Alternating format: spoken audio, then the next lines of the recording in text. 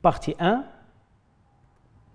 Étude de l'action d'un champ électrostatique uniforme et d'un champ magnétique uniforme sur un faisceau d'électrons.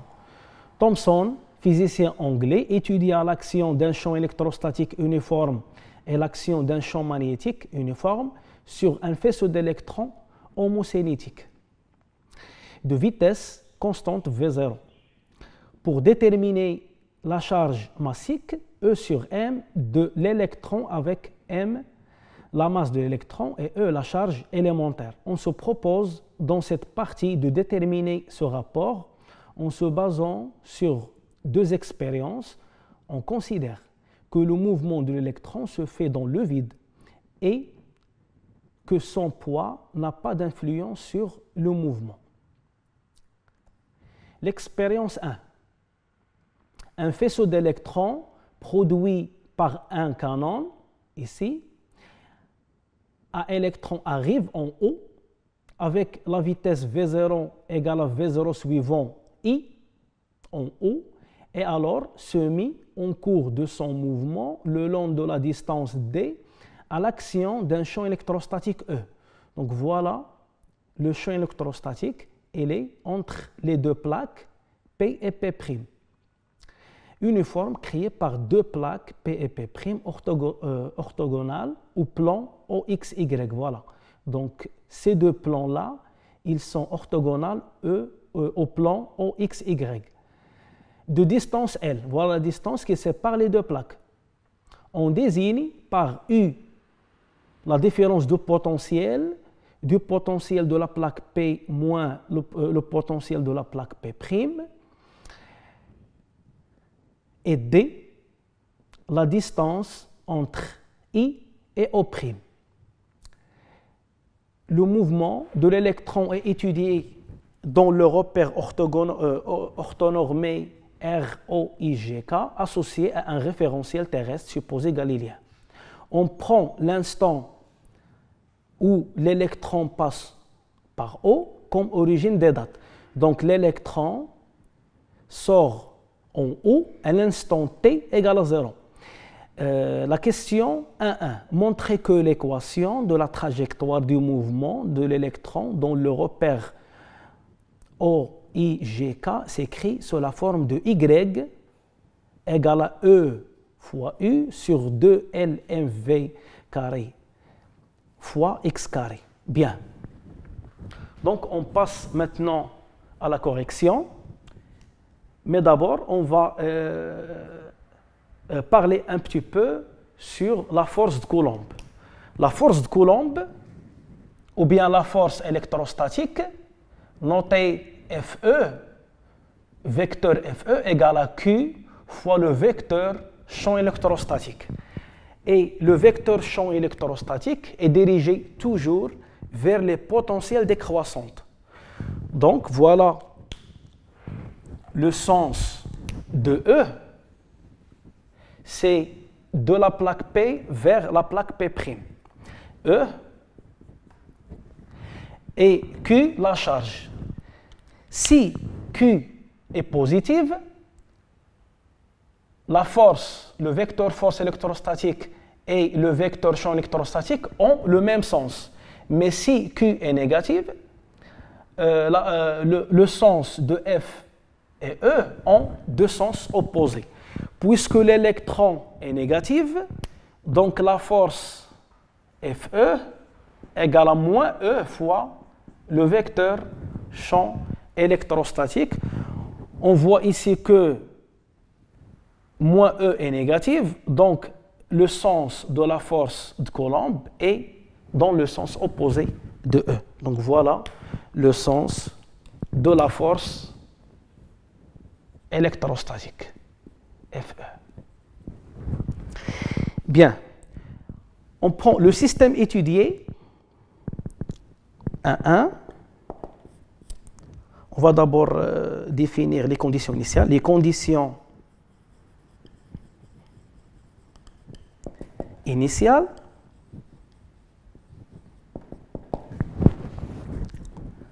Donc, on a le vecteur V0x égale à V0, car V0 à l'instant t égale à 0, il est suivant I. V0y égale à 0 et V0z égale à 0. Et x0 égale 0, y0 égale 0 et z0 égale à 0. Donc à l'instant t égale à 0, l'électron sort en haut. Donc x0, y0, z0 égale à 0. Bien. Le système étudié. Système étudié. C'est l'électron. Bilan des forces.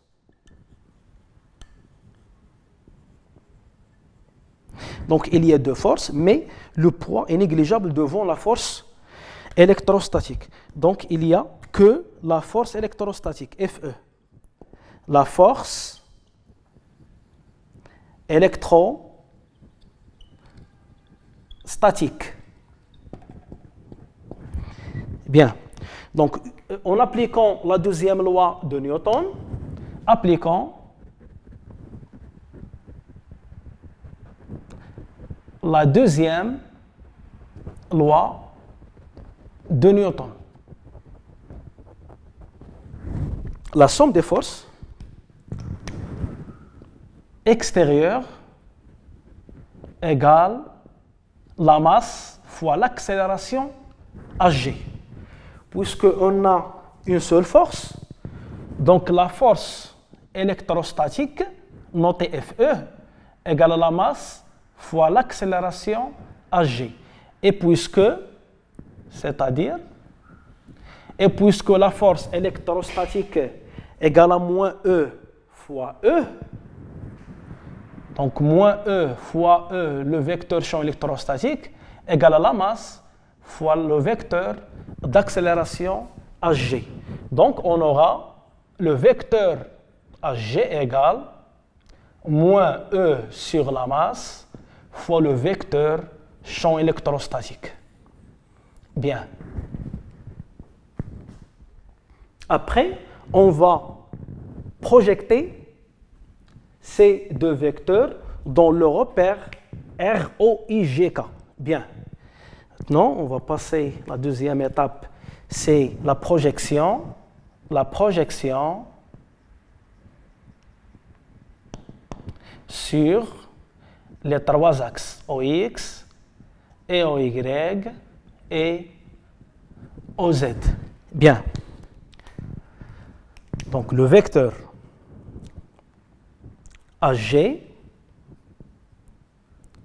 égale moins E sur M. Donc elle a trois composantes, AGX, AGY et AGZ. Bien. Donc, vous voyez ici que le champ électrostatique est dirigé vers le bas. Donc, est dirigé vers le sens opposé de J.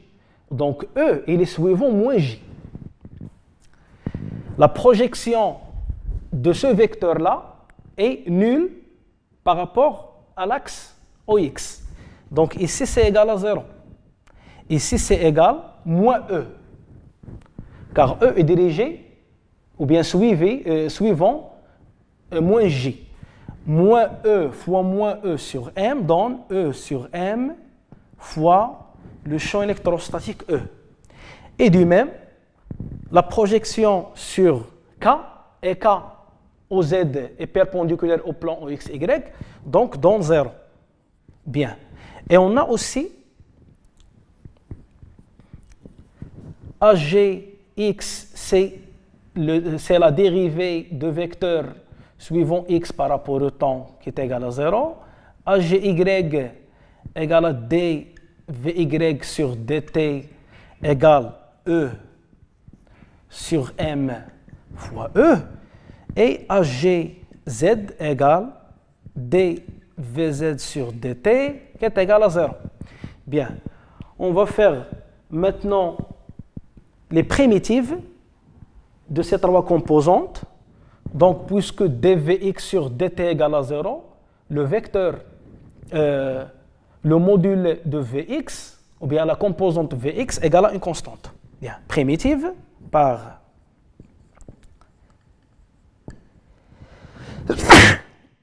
primitive,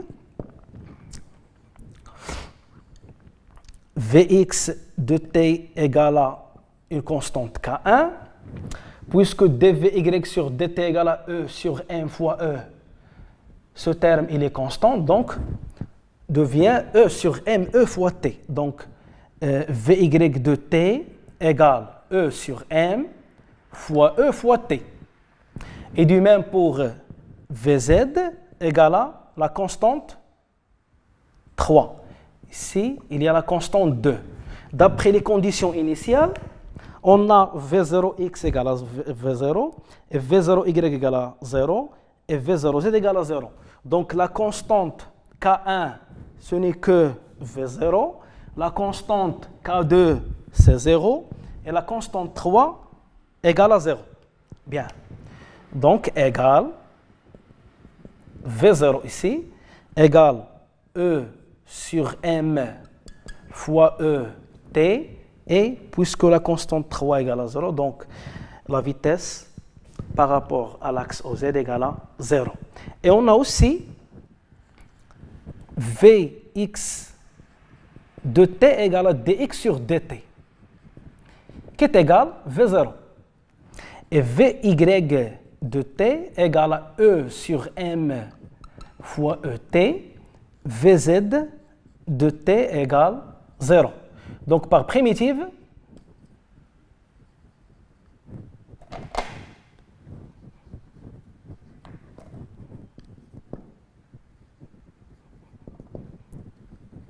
on a, puisque dx sur dt égale à une constante, donc x de t égale à v0 fois t. Donc puisque le primitif d'une constante, c'est v0 fois t. Ici, puisque, ici on a, désolé, j'oublie dy sur dt, puisque dy sur dt égale à e sur m fois e fois t, et ici aussi, donc y de t égale, la primitive de ce terme, c'est e sur 2m fois e t carré. Et la primitive de z de t égale une autre constante. Ici, il y a x0. Cette constante, ce n'est que z0. Ici, y0. D'après les conditions initiales, on a x0 égale à 0, y0 égale à 0 et z0 égale à 0. Bien. D'après... Ici, égale à 0, égale à 0. D'après ces équations horaires, on constate que le mouvement est un mouvement plan sur le plan OXY, car z de t égale à 0. Bien, pour maintenant trouver l'équation de la trajectoire, on va annuler t. Donc, on remplace t par x et on remplace dans y de t. T égale x sur v0. Maintenant, on va remplacer t par son valeur, x sur v, y égale e sur 2m fois e fois x sur v0, le tout au carré. Et puisque la tension aux bornes de ces deux plaques égale la tension U égale à, désolé, on a E, le champ électrostatique, égale à la tension sur la longueur entre la plaque P1 et la plaque P'. Donc on remplace P par U sur L, on trouve E sur 2M fois U sur L fois x carré sur v0 carré. Et l'équation de trajectoire devient E fois U sur 2m L V0 carré fois x au carré. Et cette équation, c'est une équation parabolique. Donc voilà la correction de la question 1.1. Maintenant, on va passer à la question 1.2. Le faisceau d'électrons sort du champ électrostatique en un point S. Il suit son mouvement et heurte l'écran en M. Bien. L'électron sort du champ électrostatique et suit son chemin et heurte l'écran en M. Bien. La droite T représente la tangente à la trajectoire au point S. Voilà la tangente. Ce tangente-là, il est aussi le chemin de S. Montrez que la déviation électrique O'M d'un électron s'écrit sous la forme de O'M égale à ED fois petit d, voilà petit d, c'est la distance des deux plaques, fois U, la tension U, sur L, fois M, fois V0 carré. Bien. Donc, on va chercher à trouver la distance O'M. Bien. On passe maintenant à la correction.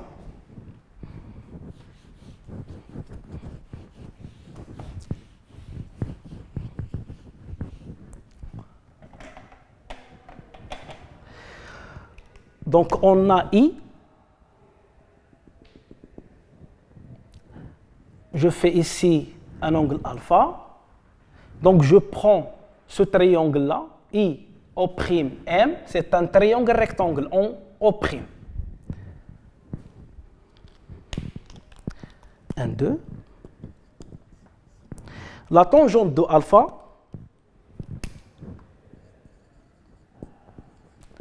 c'est l'opposé sur l'adjacent.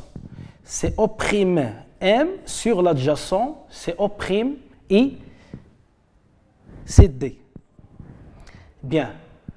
Et puisque la vitesse au point S est confondue avec la trajectoire T, donc Vs, la vitesse au point S, est sous cette forme. Bien. Ce vecteur-là, Vs, elle a deux composantes sur le plan OXY. Elle a la composante Vsx, Vsx et Vsy. Vecteur, vecteur. Et cet angle-là, c'est l'angle ici. L'angle alpha égale cet angle entre Vsx et le vecteur Vs. Du même, on a la tangente alpha égale toujours l'opposé sur l'adjacent. L'opposé, c'est Vsy. C'est la norme de Vsy sur Vsx. On a l'équation de Vs, de Vy et Vx. Voilà l'expression de Vx et Vy. Vx égale à V0, donc Vsx égale V0, et Vy égale à E sur M, E fois T. C'est E sur M fois E fois T, mais Ts. Donc le temps où l'électron arrive au point S. Je vais aussi utiliser cette équation. On a x de t égale à V0 fois t. On a x de t, mais cette fois-ci, je vais remplacer t par ts égale égale V0 TS. Bien. Donc TS égale X de TS sur V0. Et TS, à l'instant TS, l'électron parcouru la distance D. Cette distance-là, la distance D.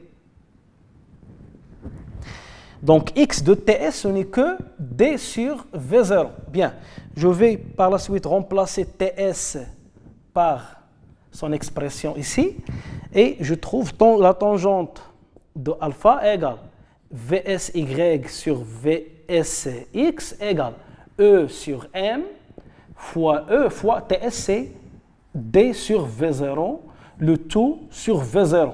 Bien, donc égal à E fois D, et V0 va descendre et multiplier par V0, donc M V0 carré.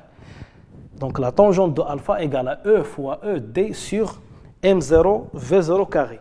Et puisqu'on a aussi la tangente alpha égale à O' M sur D, on trouve cette égalité.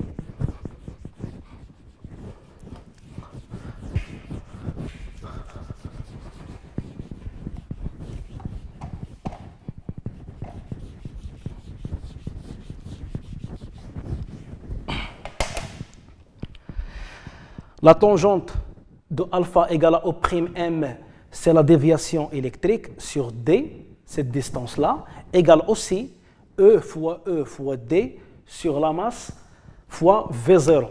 Donc on aura M' sur D qui est égal E fois D sur M V0 carré.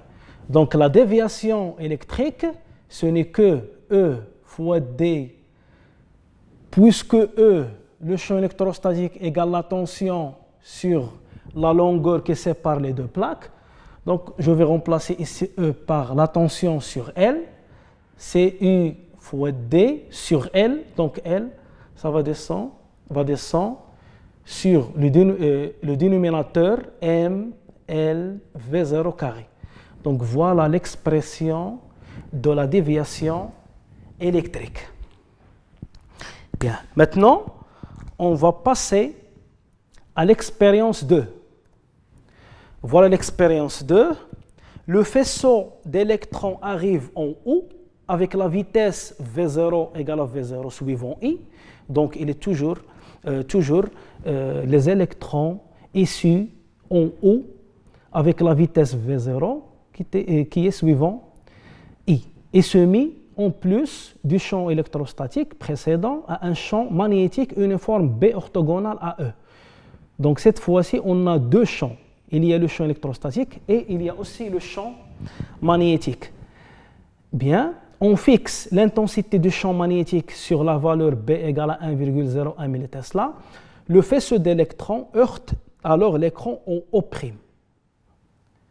Déterminer le sens du vecteur champ magnétique B. Donc on va chercher le sens du vecteur champ magnétique B. Donc question 2, 2,1. Bien. L'électron, cette fois-ci, sort en haut et heurte l'écran en O'. L'électron suit un mouvement rectiligne uniforme. Je vais noter ça ici.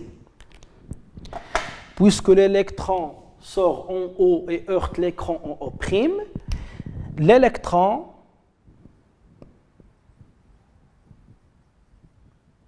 suit un mouvement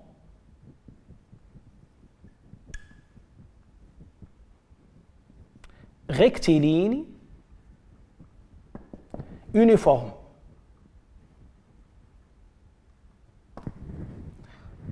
Et d'après le principe d'inertie, ou bien la première loi de Newton, selon la première loi de Newton, on a la somme des forces, donc puisque V égale à V0, la somme des forces, et puisque aussi le chemin est rectiligne, donc la somme des forces extérieures égale vecteur nul.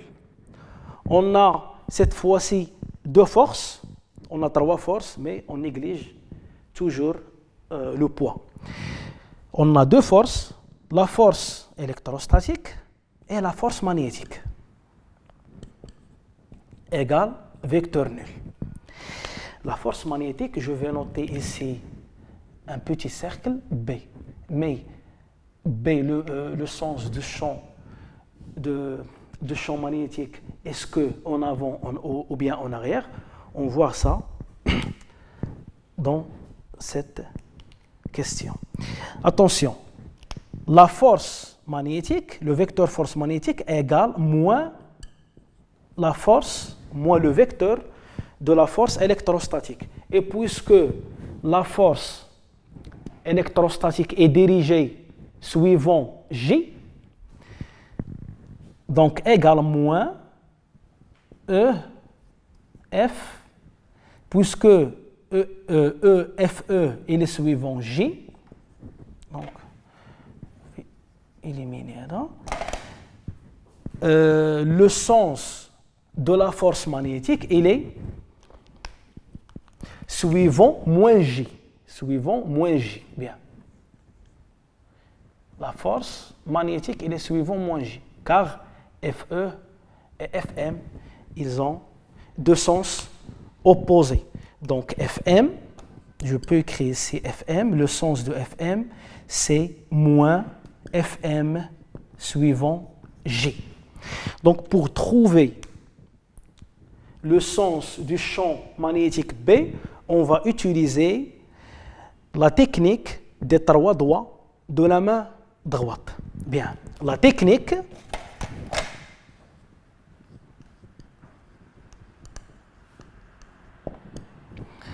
des trois doigts de la main droite. Bien, vous savez que le pouce indique le sens de QV et l'index indique le sens du champ magnétique B et F indique le sens de la force magnétique ou bien la force de la place. Bien, je vais écrire ça. Le pouce indique le sens de QV, puisque l'électron égale à moins E, donc le sens de moins E V0. Et l'index indique le sens du champ, de vecteur champ magnétique B. Et la dernière, c'est la force, c'est le majeur indique la force de la place, ou bien la force magnétique. Bien.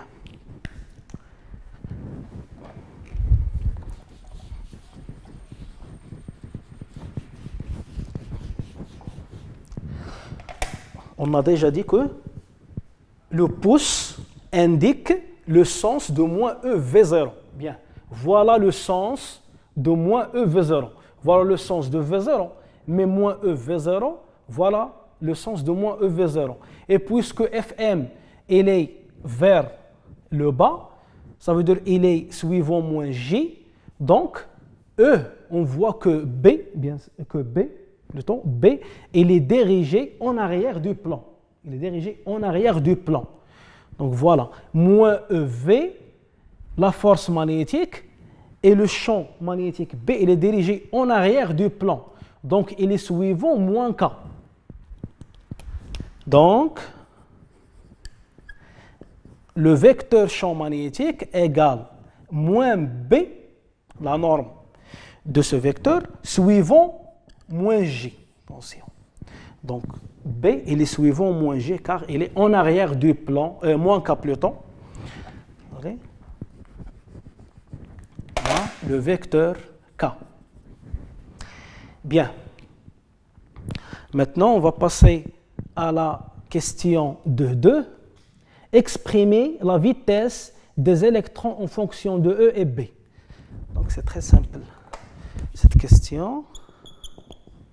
Puisque, ici, on a trouvé que la force magnétique est égale à moins E, la force électrostatique. Bien.